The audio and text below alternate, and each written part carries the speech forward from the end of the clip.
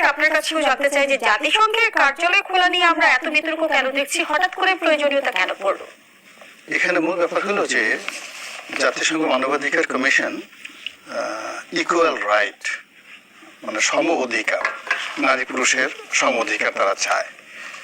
তারপরে তারা যে কোনো হত্যাকাণ্ড থেকে শুরু করে যা কিছু আছে, আপনার আমাদের যে পার্বত্য চট্টগ্রাম হিল ট্যাক্স এলাকাতে যা কিছু ঘটে, এই ব্যাপারেও তারা সবসময় বলে যে না, পাহাড়ি বাঙালির মধ্যে আমরা যা কিছু করছি সেখানে ওদেরকে, পাহাড়িদেরকে আলাদা সুযোগ সুবিধা দিতে হবে।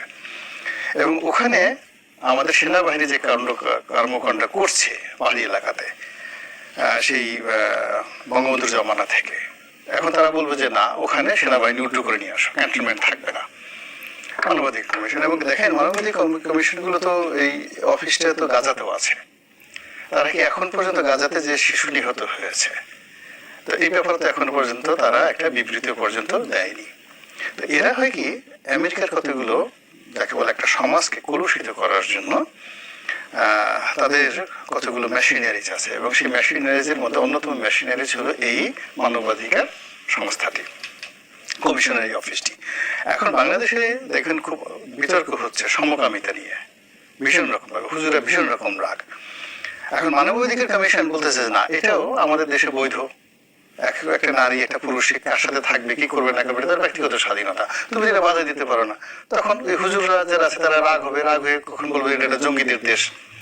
এখন এর পরে যেটা শুনলাম সবচেয়ে ভয়াবহ ব্যাপার, যে এই কমিশনার অফিসের যিনি প্রধান ব্যক্তি, তিনি একজন সমকামী, এবং তিনি বাংলাদেশে তার যে বেড পার্টনার আর একজন পুরুষ, তাকে নিয়ে এসে আসবে, এরকম কথাবার্তা আমরা সামাজিক মাধ্যমে দেখতে পাচ্ছি। এবং এটাকে বাধা দেওয়ার জন্য হুজুররা সবাই গত শুক্রবার দিন তারা বলছে যে তুমি কি আমি কে, জঙ্গি জঙ্গি। মানে তারা এত রাগ হয়ে গেছে যে বাংলাদেশে এরকম তুমি কি আমি কে, রাজাকার রাজাকার শুনছি। কিন্তু এই মানবাধিকার কমিশনের এই অফিস স্থাপনের ব্যাপারে রাস্তায় ব্যতিক্রমে যে মিটিং তারা করেছে, তারা বলছে যে দরকার হলে আমরা জঙ্গি হব। আর আমেরিকা এখানে তালি বাজাচ্ছে যে ওরা তো এই জিনিসটাই চাচ্ছে, ওরা এই জিনিসটা চাচ্ছে যে বাংলাদেশের যে বিষয়গুলো খুবই স্পর্শকাতর, সেটা হলো আমাদের দেশে নারীর মর্যাদা, আমাদের দেশে দাড়ি টুপি, আমাদের দেশে নামাজ কালাম, আমাদের দেশে ধর্মকর্ম, সবই আমাদের একটা নিজস্ব ট্রেডিশন আছে। এখন এই ট্রেডিশনের মূলে আঘাত করে তাদেররা যে ওয়েস্টার্ন কালচারটা আমাদের এখানে চালু করতে চাচ্ছে, তার মধ্যে এক নম্বর হলো যে মুসলিম পারিবারিক আইন অনুযায়ী সম্পত্তিতে নারীর অধিকার। এখন অনেকে বলতেছে যে কোরআনে যেভাবে আছে এইভাবে হবে না, একটা উত্তরাধিকার আইন অনুযায়ী ছেলেও যা পাবে মেয়েও যা পাবে। এটা তো বাংলাদেশের যে কোনো আলেমের দেখবে সমস্ত মাদ্রাসাগুলোতে আগুন ধরে যাবে যদি এই ধরনের কোনো আইন করা হয়।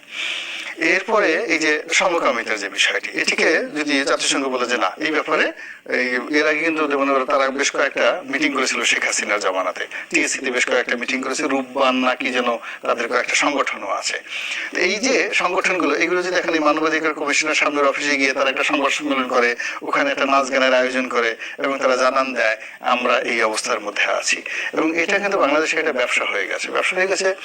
অনেক বাংলাদেশের নাম করা লোক তারা ওই বিভিন্ন আমেরিকার ভিসা পাওয়ার জন্য, ইউরোপের ভিসা পাওয়ার জন্য ঘোষণা দেয় আমি সমকামী, বাংলাদেশে আমার মৃত্যু ঝুঁকি রয়েছে, ফলে আমি তোমাদের দেশে রাজনৈতিক আশ্রয় নিতে চাই। এই যে দেখেন বিদেশে অনেক লোক গিয়া ইউটিউব করে বা বড় বড় কথা বলে, এদের অনেকেরই দেখবেন যে বাংলাদেশে তারা যে গেছে আশ্রয় চেয়েছে এই সমকামী আখ্যা দিয়ে। ফলে হয় কি, বাংলাদেশে বসে আমরা টের পাই না, কিন্তু ইউরোপে যখন এই যে সমকামীর অত্যন্ত শক্তিশালী, প্রচন্ড শক্তিশালী, তারা পার্লামেন্ট নিয়ন্ত্রণ করে, তারা বারাক ওবামাকে নিয়ন্ত্রণ করে, তো তারা ওখানে বলছে যে না, ওখানে তো মানবাধিকার লঙ্ঘিত হচ্ছে। এত সমকামী তারা ডিক্লেয়ার দিয়ে আমাদের দেশে আশ্রয় নিয়েছে, ও দেশের সমকামীরা বসবাস করতে পারে না, সেই দেশে আমরা ইউএসএ টাকা দিব না, সেই দেশে আমরা গার্মেন্টস কিনবো না। ওখানে যদি গার্মেন্টস আনতে হয়, সবকিছু আনতে হয়, তাহলে আমাদের এই যে আমাদের দেশের সমকামীদের যে অধিকার রয়েছে, সেই অধিকার বাংলাদেশে থাকতে হবে, নাহলে আমরা তাদের মাল কিনবো কেন? এখন বোঝার চেষ্টা করুন যে আমাদের যে কৃষ্টি এবং কালচার, সেই কৃষ্টি এবং কালচারকে চ্যালেঞ্জ করে এই যে অফিসটা করা হয়েছে মানবাধিকার কমিশন, এখানে অন্ততপক্ষে আপনি 10টা গোকরা সাপ ডান পকেটে বাম পকেটে সব জায়গাতে নিয়ে ঘুরলে আপনি যেভাবে নিজে বিপদের মধ্যে থাকবেন এবং তার আশেপাশের লোক যখন বিপদে থাকবে, পকেটে চেন নাই কিছু না, এখানে 20টা গোকরা সাপ, এখানে 20টা গোকরা সাপ, পকেটে 20টা গোকরা সাপ, এগুলো নিয়ে আপনি ঘুরতেছেন। তো উদ্রুপ এই যে অফিসটা, এই অফিসটার যে ইতিহাস আফগানিস্তানে, এই অফিসটার ইতিহাস যে শ্রীলঙ্কাতে, নেপালে, এই অফিসটার ইতিহাস যে মধ্যপ্রাচ্যের দেশগুলোতে, এবং ওখানে যে সকল আনরেস্ট এবং পুরো সামাজিক বন্ধন থেকে শুরু করে সব কিছু তছনছ করে দিয়েছে, তার 100 ভাগের 1 ভাগ যদি এই ঢাকা শহরে ঘটে, বিশ্বাস করেন মানুষের মানে যা করে মাংস কামড়ে কামড়ে